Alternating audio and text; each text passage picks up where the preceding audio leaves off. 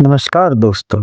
हर हर महादेव। एक बार फिर से आप सबका स्वागत है हमारे यूट्यूब चैनल साधना से सिद्धियाँ में। दोस्तों, आज हम बात करने जा रहे हैं एक महत्वपूर्ण विषय जो है ब्रह्मचर्य। हमारे ही एक सब्सक्राइबर है जिन्होंने हमें ब्रह्मचर्य का पालन कैसे करें इससे बड़ी वीडियो बनाने को कहा था। हम सबसे पहले जान लेते हैं कि ब्रह्मचर्य किसे कहते हैं, इसका पालन क्यों करना जरूरी है और बड़े योगियों, ध्यानी, संत उनके उसके बारे में क्या विचार है और ब्रह्मचर्य का पालन करने से हमें क्या प्राप्त होता है, क्या फायदा होता है।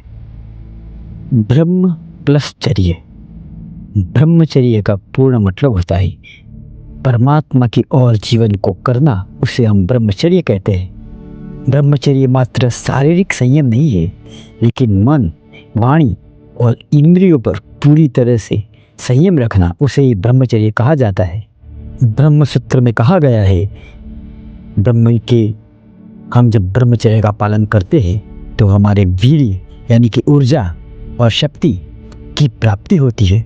हम जब संयम रखते हैं तब हमारी ऊर्जा बर्बाद नहीं होती है और उस ऊर्जा को हम ज्ञान, योग, आत्म कल्याण और एकाग्रता शक्ति में परिवर्तित कर सकते हैं। हमारे सनातन धर्म की दृष्टि से देखें तो ब्रह्मचर्य 4 आश्रमों में से सबसे पहले आता है, जो 1 से 25 वर्ष की आयु तक बहुत जरूरी होता है, क्योंकि उसी समय में हम ज्ञान, साधना और शिक्षा ग्रहण करते हैं और ब्रह्मचर्य आपको मानसिक स्थिरता देता है।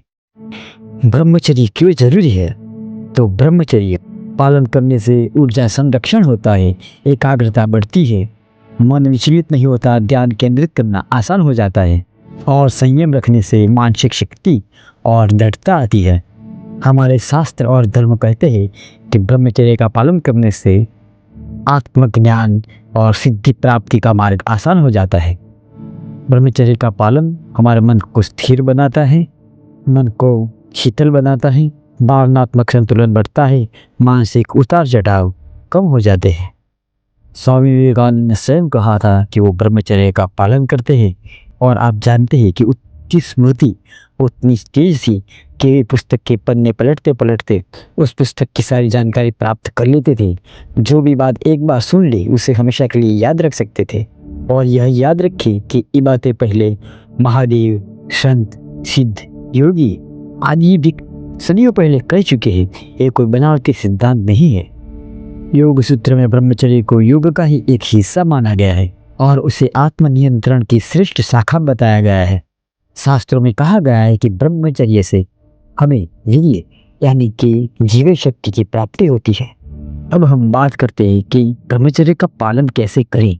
तो सबसे पहले आपको दृढ़ निश्चय करना होगा, मनोबल को स्थिर करना होगा और संकल्प लेना होगा कि मैं यह कार्य करके ही रहूंगा।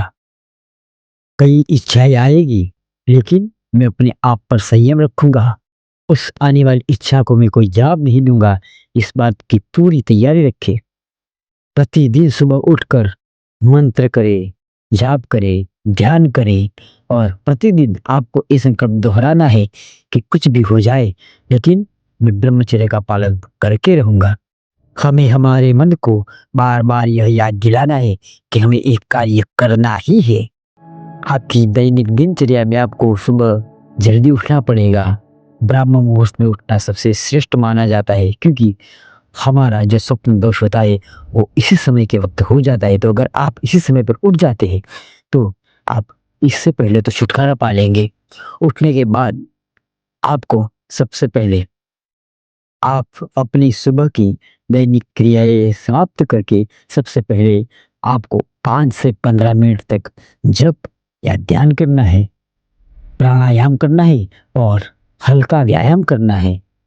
उस समय आप सात्विक आहार ले, तला भुना, ज़्यादा मसाले वाला, शराब, ये सब से आप दूर रहे।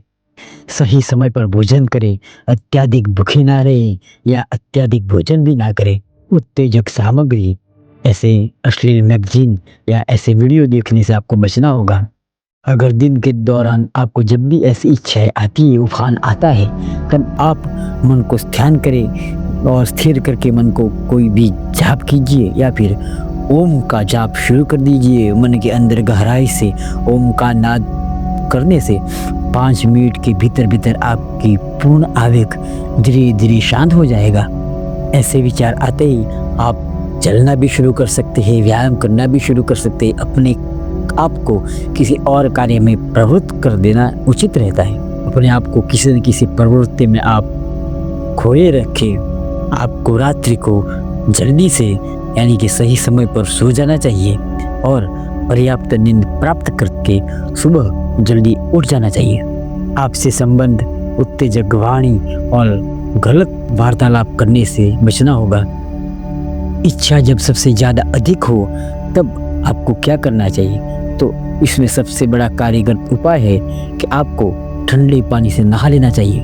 नाक से गहरी और ऊंडी सांस लेना शुरू कर दें। अपने आप पर पानी के ठंडे छींटे मारिए या फिर तुरंत चलना, व्यायाम करना। और जब हमने पहले बताया उसी तरह से ध्यान या जाप में अपने आप को प्रवृत्त करें। अपने मित्र, साधक, गुरु किसी के साथ अपने आप को किसी और विषय की वार्तालाप में पिरो दे यानी कि व्यस्त कर दे। अगर आप थोड़ी देर ध्यान में भी बैठ जाते हैं तो यह इच्छा लहर धीरे धीरे थोड़ी देर में स्वयं ही स्वतः नष्ट हो जाएगी। आपकी बची हुई ऊर्जा को आप दूसरे कार्यों में भी डाल सकते हैं। यह क्रियाएं बार बार आप दोहराते रहेंगे। शुरुआत में आपको थोड़ी सी तकलीफ होगी, लेकिन धीरे धीरे आप ऊर्जा संचयकर्ता बन जाएंगे और आपकी इच्छाएं दम तोड़ देगी। कभी कभी गिरावट होगी, लेकिन उसे गुनाह न समझिए, लेकिन उठिए, उससे सीखिए और दोबारा आगे बढ़िए।